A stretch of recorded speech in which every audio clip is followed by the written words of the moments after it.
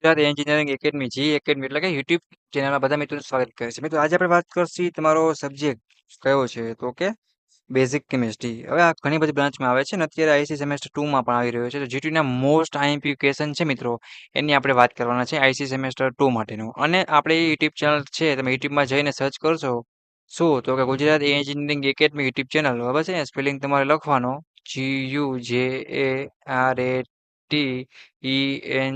બરાબર લખશો એટલે પેલું તમને નામ જોવા મળી જશે. આની અંદર સેમેસ્ટર વાઇઝ, બ્રાન્ચ વાઇઝ બધું સ્ટડી મટીરિયલ છે મિત્રો. આપણી ચેનલ છે, બરાબર ક્લિક કરશો એટલે બધું સ્ટડી મટીરિયલ છે એ તમને પ્લેલિસ્ટ વાઇઝ મળી રહેશે. અને સેમેસ્ટર 2 માં આઈસીની ગ્રુપમાં જોઈન થવાનું બાકી હોય વોટ્સઅપમાં, તો લિંક નીચે આપી દઉં, ફટાફટ જોઈન થઈ જાઓ. તમે સારું એવું સ્ટડી મટીરિયલ ગુજરાતી અને ઇંગ્લિશ લેંગ્વેજમાં બનાવેલું છે અને સારામાં સારી રીતે જીટીયુ પ્રિપેરેશન થઈ શકે મિત્રો, એવું આપણે કરાવેલું છે. તો બધા મિત્રોને ઘણો બધો બેનિફિટ થશે અને બધી માહિતી છે આપણી ચેનલ પર મળતી જ રહેતી હોય છે. સ્કોલરશિપ છે એ ટુ ઝેડ. તો સપોર્ટ મને સબસ્ક્રાઇબ કરી ફટાફટ બેલ આઇકન પ્રેસ કરી નાખો. જીટીયુ સેમેસ્ટર 2 નું જેટલું પણ સ્ટડી મટીરિયલ આવે એના પર લાભ લઈ શકીએ. અને તમારા દોસ્તોને પણ શેર કરજો. બેકલોગ કેટી હોય તો એનું પર મટીરિયલ છે જ. ઓકે, ના મળે તો મેસેજ કરવાનો રહેશે.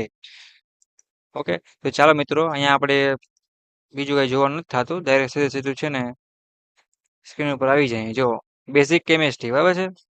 એનો સબ્જેક્ટ કોડ તમને આપેલો છે જે તમારો છે એ પ્રમાણે નવો સિલેબસ પ્રમાણે સેમેસ્ટર 2 ની જો મિત્રો વાત કરીએ, બરાબર છે. અને 3 માર્ક્સના ક્વેશ્ચન છે ને એ આપણે ચાલુ કરશું, બરાબર છે.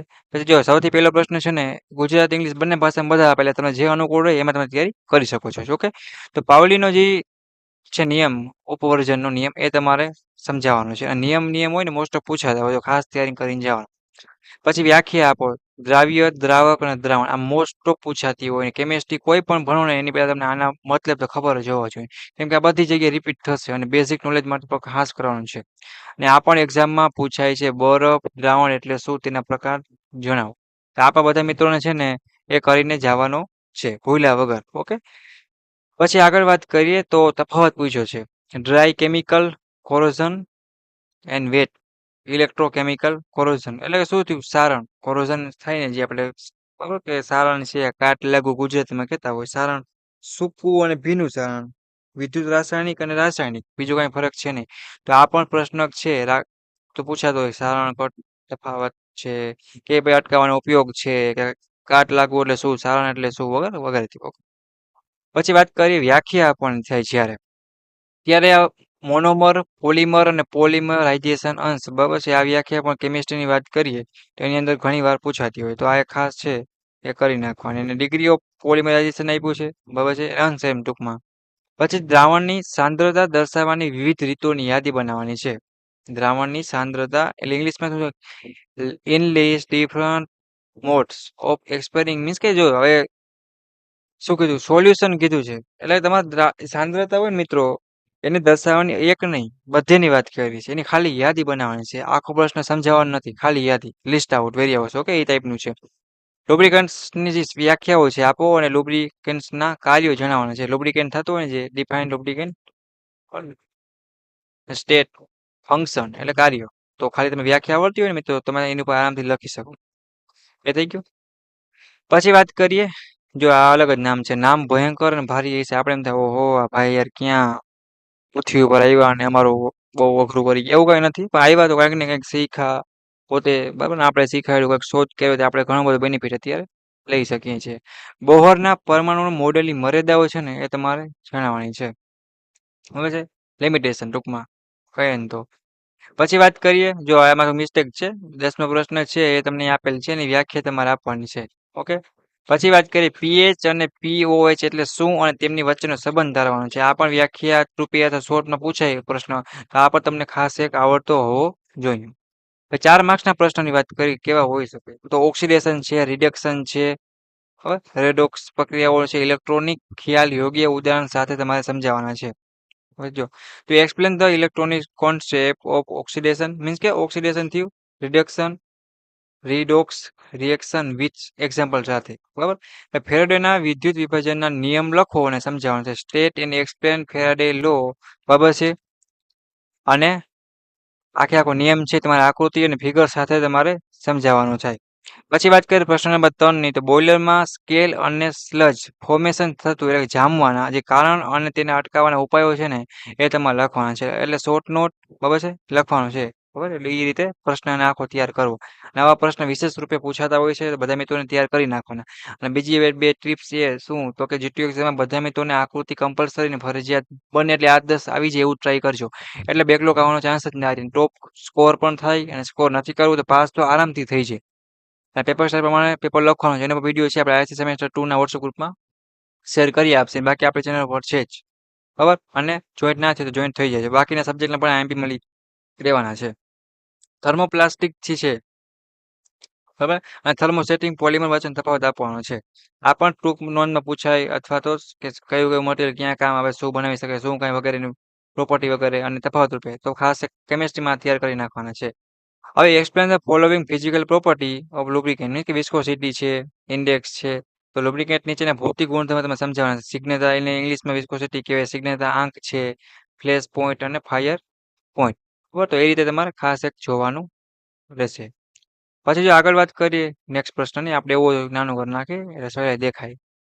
હવે આ થઈ ગયો આપણો 5મો પ્રશ્ન 4 માર્ક્સમાં. સેન્દ્રિય સંયોજનનું ઓર્ગેનિક કમ્પાઉન્ડ્સ તેમના કિસેલ સમૂહના આધારે વર્ગીકરણ એટલે ક્લાસિફાય કરવાનું છે.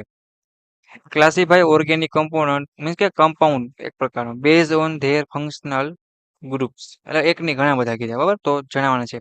સેમિકન્ડક્ટરની વ્યાખ્યા આપો અને વિવિધ સેમિકન્ડક્ટરના ઉપયોગ ઉપકરણોની યાદી બનાવો તો ઉપયોગ પણ પૂછી શકો એટલે એવું નહીં સમજવું. સેમિકન્ડક્ટર આપણે ખબર હોવી જોઈએ કે શું છે, ક્યાં કામ આવે છે, કેટલા ફાયદા ગેરફાયદા કે વગેરે ક્યાં આપણે રિયલ લાઈફમાં તો તમે લખી શકો ભાઈ આવી રીતના વસ્તુ છે કંઈક. કક્ષકોમાં ઇલેક્ટ્રોન ભરવા માટેનો આઉફાઉડો નિયમ જણાવવાનો છે. બરાબર છે આ ભાઈ થોડાક અલગ જ નામ વિચિત્ર રાખ્યું છે પણ આપણે ખબર હોવી જોઈએ કે આ ભાઈ શું શોધ કરી, શું એનો થિયરી છે, શું એનો નિયમ છે વગેરે. પછી પાણીની કઠણતાના પ્રકારો વર્ણવો અને તે કયા કારણે થાય છે તે સમજાવવાના છે. એટલે describe the types of hardness of water and explain how they are case ઘણા બધા. હવે તો આ પ્રશ્ન ખાસ એક તમારે કરી નાખવાનો છે. પાણીની અસ્થાયી અને સ્થાયી કઠણતા વચ્ચેનો તફાવત છે એ તમારે દર્શાવવાનો રહેશે. પછી લુબ્રિકન્ટ માટે ક્લાઉડ પોઈન્ટ અને પોર પોઈન્ટ પર ટૂંક નોંધ લખવાની છે. બરાબર પછી explain different type of electrochemical cell with example. આ પણ પ્રશ્ન સરખી રીતે પૂછાતો હોય તો આ તો આવડતો જ હોય. એટલે વિદ્યુત રાસાયણિક કોષોના વિવિધ પ્રકાર તમારે સમજાવવાના છે. હવે 7 માર્ક્સના પ્રશ્નોની મિત્રો વાત કરવાના છે. બરાબર છે એમાં કયા કયા છે તો એમાં ફટાફટ આપણે જોઈ લઈએ. ઓકે ચાલો 7 માર્ક્સના પ્રશ્નની જો વાત કરીએ મિત્રો તો એ આપણે બધા મિત્રોને શું થશે કે વધારે માર્ક્સ સ્કોર કરવામાં ઘણું બધું બેનિફિટ થાય. તો ખાસ તમારે કરી જ નાખવાના કાંઈ પણ ભૂલ્યા વગર. ઓકે અને આમાં આકૃતિ દોરી શકો 2-3 માર્ક્સ તમે થોડું ઘણું લખતું લખો તો તમે આરામથી આવી જ જાય. તો વિદ્યુત રાસાયણિક કોષ એટલે કે ડેનિયલ કોષની રચના કાર્ય પદ્ધતિ એટલે વર્કિંગ પ્રિન્સિપાલ સાથે તમારે આખું છે એ સમજાવવાનું છે. ખબર તો આકૃતિ આમાં તમારે ઘણો બેનિફિટ થાય. ખાલી 1-2 લાઈન તમે સાચી લખો પછી આકૃતિથી સમજાવો ને તો સહેલું થાય અને બેનિફિટ ઘણા બધા મળે. પાણીને નરમ બનાવવાની આયન એક્સચેન્જ ડીઆયોનાઇઝેશન પદ્ધતિ આકૃતિ અને રાસાયણિક પ્રક્રિયા સાથે તમારે સમજાવવાની છે. આવા પૂછાય આમાં આકૃતિ આવે જ એ સમજો લખ્યું જ છે બરાબર. અને હાઇબ્રિડાઇઝેશન એટલે કે સંકરણની વ્યાખ્યા આપો અને sp2 અને sp3 સંકરણ દરેકના એક યોગ્ય ઉદાહરણ સાથે તમારે સમજાવવાના છે. પછી કુદરતી રબરના વર્કેનાઇઝેશન પ્રક્રિયા સમજાવો અને કાચા રબરની સરખામણીમાં તેના ફાયદા લખવાના છે. તો રબર વિશે પણ એક પ્રશ્ન પૂછાતો હોય મતલબ પ્રોપર્ટી છે કે સારું રબર શું કહેવાય કે રબર શું છે કઈ રીતના વગેરે એ આવતું. પછી સારણને દર હોય એને અસર કરતા પરિબળ છે ને આ પ્રશ્ન પર પૂછાય તો ખાસ કરી નાખવાનું. એટલે પાસ થવાનો તો કઈ પ્રશ્ન છે જ નહીં. પછી નીચે વાત કરી નીચેના પોલિમર બનાવટ છે એટલે કે પ્રિપેરેશન કહી શકાય ને આપણે એક પ્રકારની. પછી પ્રોપર્ટી એટલે શું ગુણધર્મ. પછી ઉપયોગોનું વર્ણન અને પોલિવિનાઇલ ક્લોરાઇડ એટલે કે પીવીસી અને બેકેલાઇટિન ટેફલોન બરાબર છે. તો આ પણ ઘણી વાર પૂછાતા હોય તો ખાસ ખબર હોવી જોઈએ કે પીવીસી શું છે વગેરે રીતના. પરમાણુ બંધારણ માટે બોહરનો ધારણાઓ લખો અને ક્વોન્ટમ આંક સવિસ્તર તમારે સમજાવવાનો છે. પછી વાત કરીએ તો જો અહીંયા અલગ જ શબ્દો આપ્યો છે પણ આપણે ટેન્શન નથી લેવાનું. આંતરિક ગુજરાતીમાં આંતરિક અને બાહ્ય સેમિકન્ડક્ટરનું વર્ગીકરણ ગુણધર્મો અને ઉપયોગો તમારે સમજાવવાના છે. હવે પછી પાણીને નરમ બનાવવાની કઈ છે જીઓલાઇટ પદ્ધતિ સ્વચ્છ આકૃતિ અને રાસાયણિક પ્રક્રિયા સાથે તમારે સમજાવવાની છે. હવે ધાતુ અને સારણ થી બચાવવા અને અટકાવવા માટેની વિવિધ પદ્ધતિઓ છે. આ પ્રશ્ન પણ અલગ રીતે પૂછાતો હોય તો આ પણ ખાસ કરી નાખવાનો. લુબ્રિકેટ તેમનું ભૌતિક સ્થિતિના આધારે વર્ગીકરણ અને જુદી જુદી મશીનરી માટે લુબ્રિકેન્ટની પસંદગીને માપદંડ તમારે લખવાના છે. લુબ્રિકન્ટ એકની ઘણા બધા બરાબર. પછી વાત કરીએ ઓર્ગેનિક અને ઇનઓર્ગેનિક સંયોજનો વચ્ચે તફાવત આપવો અને પોલિમરનું તેમના સ્ત્રોત અને બંધારણના આધારે વર્ગીકરણ કરવાનું છે કે કયા કયા પોલિમર કઈ રીતે અને વગેરે કઈ રીતે શું કહે છે એ. પછી આગળ વાત કરી જો કે ચાલો 12 પ્રશ્ન આપણે આપ્યા છે.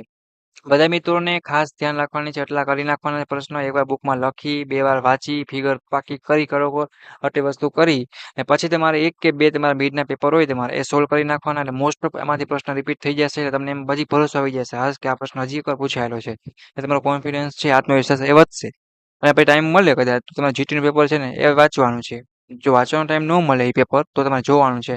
તમને ખુદને આઈડિયા આવી જશે કેવા કેવા પ્રશ્નો છે એ કેમિસ્ટ્રીની અંદર પૂછાય છે. અને તમારા બધા દોસ્તોને વિડીયો ખાસ પણ શેર કરવાનો છે. આવા GTU exam most IMP question જોતા હોય તો બધા મિત્રોને શું કરવાનું છે આપણી ચેનલને સબસ્ક્રાઇબ કરવાની છે અને પ્લેલિસ્ટમાં બધું મટીરિયલ આપેલું જ છે યુટ્યુબ ઉપર પ્લસ વોટ્સએપ ગ્રુપમાં જોઈન્ટ ના હોય તો તમે જોઈન્ટ થઈ જજો. એમાં પણ બધું મને આપણે આપી દેવાના જ છે. ખબર છે અને બધું સ્ટડી માટે તમારે મળતું પણ રહેવાનું છે. એટલે કોઈને કાંઈ ગભરાવાની કે કશું પણ ટેન્શન લેવાની જરૂર નથી. વિડીયો અહીંયા પૂરો કરીએ છીએ. નેક્સ્ટ મુલાકાત થશે તમારા જીટીયુ એક્ઝામના બીજા ઇમ્પોર્ટન્ટ વિડીયો સાથે. Thank you for watching Gujarat engineering academy YouTube channel.